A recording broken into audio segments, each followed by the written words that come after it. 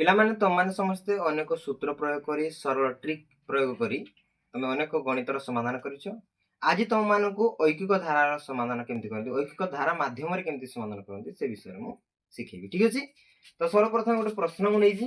ଦେଖ ପ୍ରଶ୍ନଟି କଣ ଅଛି ନା 10 ଜଣ ଲୋକ ଗୋଟିଏ କାର୍ଯ୍ୟକୁ 12 ଦିନରେ ଶେଷ କରନ୍ତି। ତ 8 ଜଣ ଲୋକ ସେଇ କାର୍ଯ୍ୟଟିକୁ କେତେ ଦିନରେ ଶେଷ କରିବେ? ତ ଏହାର ସମାଧାନ କେମିତି କରିବେ ଦେଖ। ତ ସର୍ବପ୍ରଥମେ କଣ ହେଲା ନା 10 ଜଣ ଲୋକ ଗୋଟିଏ କାର୍ଯ୍ୟକୁ 12 ଦିନରେ ଶେଷ କରିବେ। 10 ଜଣ ଲୋକ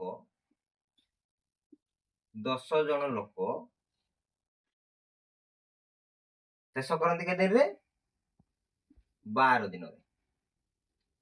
ଆଚ୍ଛା, ଜଣେ ଲୋକ ଯଦି ଶେଷ କରିବ,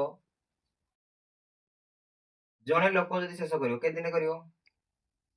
ଆଚ୍ଛା, ଏଠି 10 ଜଣ ଲୋକର କାର୍ଯ୍ୟ ଦିନ ସଂଖ୍ୟା ଦେଇଥିଲା, ଏବେ ଜଣେ ବାହାର କରିବା।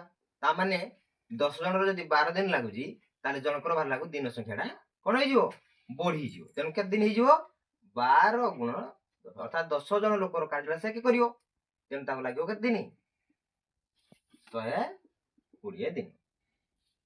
ତ ଆମ ପ୍ରଶ୍ନରେ କଣ କହିଛି ନା 8 ଜଣ ଲୋକ ସେଇ କାର୍ଯ୍ୟଟିକୁ କେତେ ଦିନ, ତ 8 ଜଣ ଲୋକର ବାହାର କରିବା।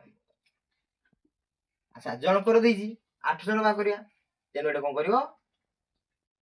120 ହରଣ 8, ୟାକୁ ହରି ଦିଅ, ଦେଖ 8 କେ 8 ହେଲା 4, 4 8 5 40।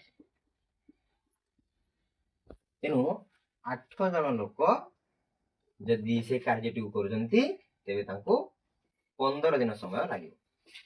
ଠିକ ଅଛି, ତେଣୁ ତମର ଆନ୍ସର ହଉଛି 15।